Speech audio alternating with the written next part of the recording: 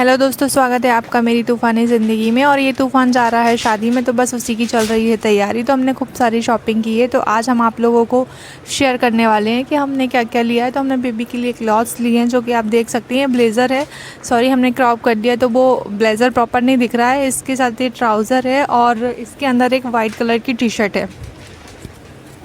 Second dress में हमने ये कैफ्री ड्रेस ली है। इसका मटेरियल बहुत ही सॉफ्ट है, जिसे बेबी आराम से कैरी कर सकता है, उसको कोई प्रॉब्लम नहीं होगी।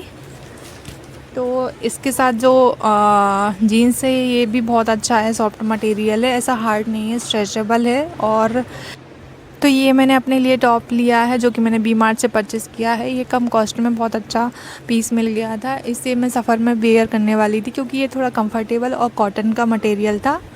और इसके अलावा ये साड़ी ली है, जो कि मुझे दुल्हन को गिफ्ट करनी थी, और ये अभी काफ़ी ट्रेंड में चल रही है। इसे राजपूती साड़ी बोलते हैं। तो मैं इसे दुल्हन को गिफ्ट करने वाली हूँ। आप लोग देख के बताइए कि ये कैसी लग रही है।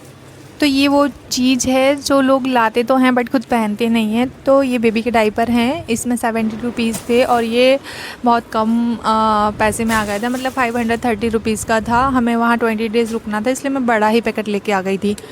तो लेट्स गो टू स्टार्ट, चलिए शादी की पैकिंग स्टार्ट करते हैं। तो अभी रात के 11 बज रहे हैं और मैंने पैकिंग करना स्टार्ट कर दिया है। तो मैं अपने सारे कपड़े रखने वाली हूँ, जो दुल्हन को देना है वो भी रखने वाली हूँ। तो थकान बहुत हो रही थी और कन्फ्यूजन भी बहुत हो रही थी कि क्या रखूँ क्या ना रखूँ, क्या रखूँ क्या ना रखूँ, क्योंकि मुझे एक नहीं वहाँ पे 2-3 शादियाँ अटेंड करनी थी। तो मैंने अपना बैग उठा लिया, जिसमें मैं पहले अपने कपड़े रखने वाली हूँ, फिर सेकंड बैग में अपने बेबी के कपड़े रखने वाली हूँ। क्योंकि एक बैग में तो मैं कभी नहीं रखती हूँ, क्योंकि सारे कपड़े फिर मिक्स हो जाते हैं और फिर बहुत प्रॉब्लम होती है ढूंढने में। तो बेबी के कपड़े कुछ ज़्यादा ही थे, क्योंकि वो तो सुसुपोटी भी करता है, तो उसको कपड़े ज़्यादा लगते हैं, इसलिए उसका मैं अलग ही बैग रखती हूँ। तो इस बैग में सिर्फ मैंने अपने कपड़े रखे हैं और जो दुल्हन को गिफ्ट करने हैं वो कपड़े रखे हैं। मैं 4-5 ड्रेस लेके जा रही थी, मतलब ड्रेस तो मेरी बहुत हैवी थी, लेकिन बेबी की वजह से मैं वियर नहीं कर पाती, इसलिए मैंने वो भी ऑप्शन में रखी थी, जो कि वो तो बड़े ही बैग में जाएगी, क्योंकि इसमें तो आएगी नहीं, वो बहुत हैवी थी, क्योंकि वो बॉल गाउन थी। तो मैंने अपने कपड़े और ये सूट मैं पहन के जाने वाली हूँ, इसलिए मैं इसको बाहर रख रही हूँ। ड्रेस तो मैं बहुत सारी लेके जाने वाली हूँ, लेकिन बेबी के साथ वो कंफर्टेबल नहीं रहेंगी, वो बहुत हैवी हैं, बट मैं ऑप्शनल में रख ली है। अगर नीट लगी तो मैं उनको वियर कर लूँगी। तो वो बॉल गाउन है, इसमें नहीं आएगी, तो उनका बैग अलग ही रहेगा। ये जो मैं ड्रेस रख रही हूँ ये मैंने खुद डिज़ाइन की है। तो जब भी मैं फ्री होंगी तो जो मैंने ड्रेस डिज़ाइन की है वो वीडियो भी जल्दी मैं आप लोगों को दिखाऊँगी। तो अभी तो पैकिंग करते हैं। मैंने कुछ डेली वियर कपड़े भी रख लिए थे, जैसे सॉफ्ट मटेरियल टी शर्ट और लोअर, क्योंकि अब मैं इतने हैवी तो पहन नहीं सकती हूँ, फिर शादी हो या फिर कुछ भी हो। कंफर्टेबल कपड़े तो नाइट में एटलीस्ट चाहिए, तो वो भी मैंने रख लिए थे। कपड़े इतने सारे हो गए थे कि इसकी चैन तो बंद ही नहीं हो रही थी मुझसे। मुझे लग रहा था कि कहीं मैं इसको ज़बरदस्ती खींच के बंद करूँगी तो ये टूट ना जाए। तो जैसे तैसे मैंने इसको बंद कर दिया और पैक करके रख दिया। अभी बारी थी बेबी की पैकिंग की। तो बेबी की पैकिंग में बहुत कन्फ्यूजन होने वाली है। मैं तो थक जाती हूँ, मैं तो बीच बीच में रुक रुक के लेट भी जाती हूँ। इसकी ज़िप बंद करने में मेरी निकल रही थी जान। जैसे तैसे करके मैंने इसको बंद कर दिया और अब बारी थी बेबी की। तो भाई ये बैग मैंने उठा लिया और इसमें मैं सारे कपड़े बेबी के रखने वाली हूँ, क्योंकि इसमें बहुत ज़्यादा पॉकेट है। तो मैं इसमें अलग अलग बेबी के कपड़े रख सकती हूँ, क्योंकि उनके डिफरेंट टाइप के कपड़े होते हैं। दोस्तों, पैकिंग करते करते रात के 2 बज जाते हैं और बीच बीच में मैं लाइव चली जाती हूँ, तो पैकिंग करने में सुबह ही हो जाती है। और ये आपको जो पैर दिख रहा है मेरे हस्बैंड का है। नहा धो के मैं लग जाती हूँ नाश्ता बनाने। नाश्ता रेडी हो जाता है और मैं चल देती हूँ नाश्ता करके बेबी को रेडी करने के लिए। तो बेबी तो रेडी हो गए थे और ये जो साइड में बैग रखे हुए हैं ये मेरी बॉल गाउन है, जो कि मेरे छोटे बैग में नहीं आ रही थी, इनको अलग ही रखना था। तो हमने सारा सामान गाड़ी में रख लिया है और हमारे सारे बैग भी, और ये कवर है गाड़ी का, क्योंकि हम बहुत ज़्यादा वहाँ रुकने वाले, तो गाड़ी भी हमारे साथ वहीं रुकती, तो इसलिए हमने गाड़ी का कवर भी रख लिया था। तो बस अब बेबी की आने की बारी थी, क्योंकि वो दादू के पास था और हम निकलने वाले थे। तो दोस्तों, हम तो चल देते हैं बट हमारे बेबी पहले ही सो जाते हैं, क्योंकि गाड़ी चलते इनको नींद आ जाती है। और हमें मेडिकल पे भी रुकना था, क्योंकि मम्मा की दवाई लेके जाना था। तो मेडिकल पे बहुत ज़्यादा भीड़ थी, लग रहा था कि ये दवाई नहीं लूँ, ऐसे ही चल दूँ, लेकिन क्या करूँ, लेके जाना था। तो फिर दवाई भी ली। एक्चुअल में क्या है, ये मेडिकल है एम्स हॉस्पिटल के पास। फिर यहाँ कम बजट में अच्छी दवाइयाँ मिल जाती हैं। आपको पूरे भोपाल में बहुत महंगी दवाई मिलेंगी, लेकिन यहाँ पे आपको 10 to 12 एंड 20 से 25% डिस्काउंट के साथ दवाई मिल जाती है। तो सफ़र वापस शुरू हो गया था और मैं व्यू के मज़े लेते हुए वीडियो रिकॉर्ड करते हुए चली जा रही थी। तो भाई कुछ टाइम चलने के बाद हम थोड़ा सा रेस्ट करने के लिए, फ्रेश अप होने के लिए रुकते हैं। तो मैं चली जाती हूँ अपना फेस वॉश करने, बट यहाँ मेरा गंदा हो रहा था तो मैं उसको ही वॉश कर देती हूँ। उसके बाद हम कुछ खाते हैं और वापस से चल देते हैं। और ये शहर है, जो रास्ते में कुछ शहर पड़े थे हमने उनको भी रिकॉर्ड कर लिया था। तो ये शहर है गंज वासोदा और हम जा रहे थे वीना।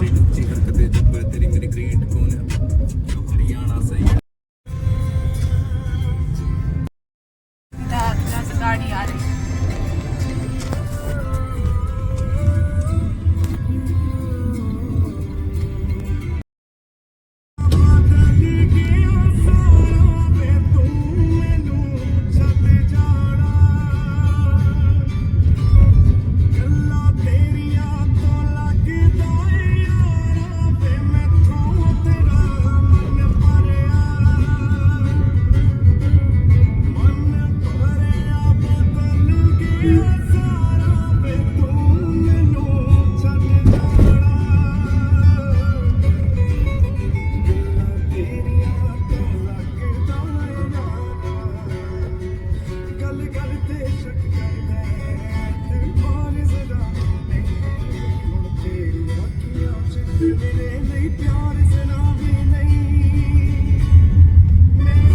तो रास्ते में चलते चलते अचानक से हमारी गाड़ी में आवाज़ आती है, जैसे कुछ टकराया हो। तो हम गाड़ी साइड में रोकते हैं और देखते हैं कि दो अंकल की बाइक मेरे गाड़ी से पीछे टकरा गई थी। तो हम गाड़ी से उतरते हैं और मैं अंदर रहती हूँ, ये उतर के उनके पास जाती है। तो मैं देखती हूँ उनकी गाड़ी में एकदम से आग लगी हुई थी। तो मैं घबरा जाती हूँ, मैं बाहर निकलती हूँ कि पता नहीं क्या हो गया। तो वहाँ जाके पता चलता है कि ये लोग ड्रिंक किए थे और इनसे ही गलती हुई थी। सो बाद में ये भाई साहब बोल के माफ़ी मांगते हैं, तो हम उनको वहाँ छोड़ के चल देते हैं। ज़्यादा तो नहीं लगी, इधर आगे भी चल रही थी गाड़ी, देख लेना।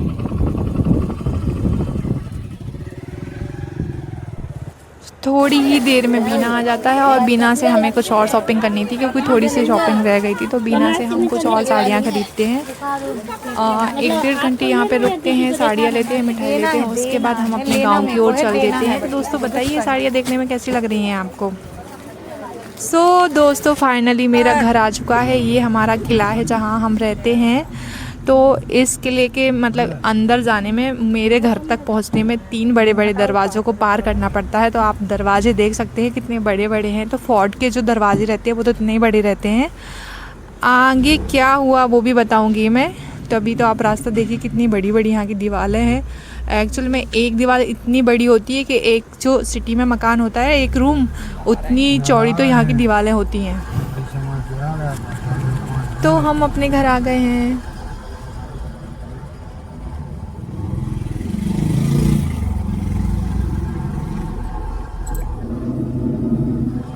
तो दोस्तों आज था हल्दी का फंक्शन और भैया को तो बहुत सारे लोग मिल जाते हैं यहाँ पर। ये छोटे छोटे जो भी है ना, ये सब मेरे भाई बहन है। तो उसको छोटे छोटे मामा एंड मौसिया मिल जाती है। तो वो उनके साथ बहुत मस्ती एंड खेल रहा होता है। आगे की हल्दी का फंक्शन कैसा रहता है वो मैं बताती हूँ। मामू बुला रहे हैं, जय भैयू रुको रुको। हाँ कुछ हो गए। हाँ कैचे बेटू कैचे, ये देखो ये ओए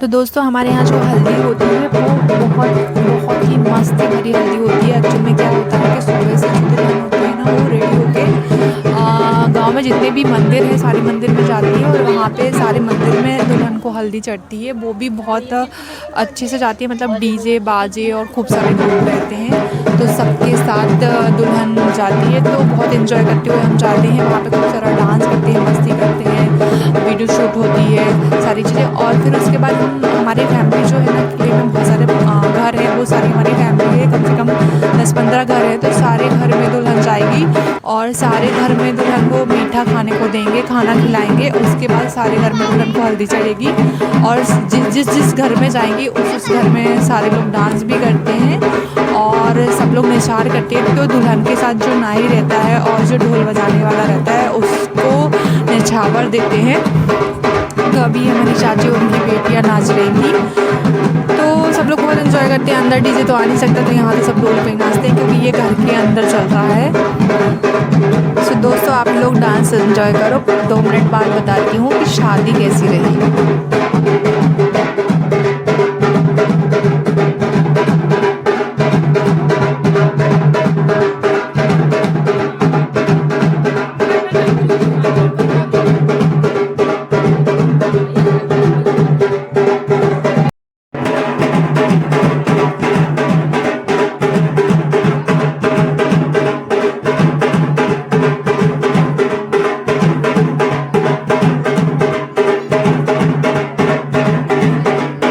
सो दोस्तों आज थी फाइनली शादी और हम शादी में पहुंचने में बहुत लेट हो गए थे, तो हम दूल्हे के पीछे पीछे चल रहे थे और आगे आगे आप लोग देख सकते हैं दूल्हा चल रहा है घोड़ी पे। तो लोग समझ रहे थे कि हम दूल्हे वाले की साइड से हैं, बट नहीं, हम दुल्हन वाले की साइड से थे, हम लेट हो गए थे। तो जैसे ही हम गार्डन में एंटर होते हैं हमें तो भूख लगती है, हम सोचते हैं सबसे पहले खाना खा लें। लेकिन दोस्तों जो बेबी ने रोना स्टार्ट किया है मैं बता नहीं सकती हूँ कि मैंने वहाँ 1.5 घंटे कैसे बिताया है। मेरे को लग रहा था कि मैं बस अभी गाड़ी उठाऊँ और अभी यहाँ से निकल जाऊँ। इतना रोया, ना कुछ खाया, ना कुछ खाने दिया, ना किसी पे गया, ना किसी से बात की, ना सोए, ना कुछ भी करे, ना मेरे पास रहे, बस रोए रोए रोए रोए रोए।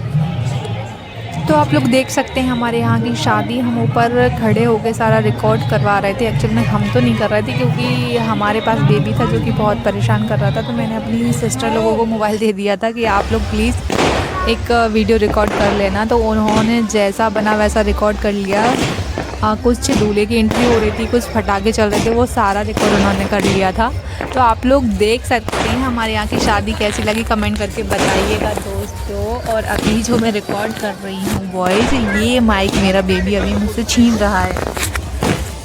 तो दोस्तों अगर आपको मेरा ब्लॉग पसंद आता है तो प्लीज़ मेरे चैनल को सब्सक्राइब एंड लाइक ज़रूर कीजिएगा और एंड तक वीडियो ज़रूर देखिएगा। मैं ऐसे ही खूब सारे ब्लॉग लाती रहूँगी आप लोगों के लिए। थैंक यू सो मच, मिलते हैं नेक्स्ट ब्लॉग में।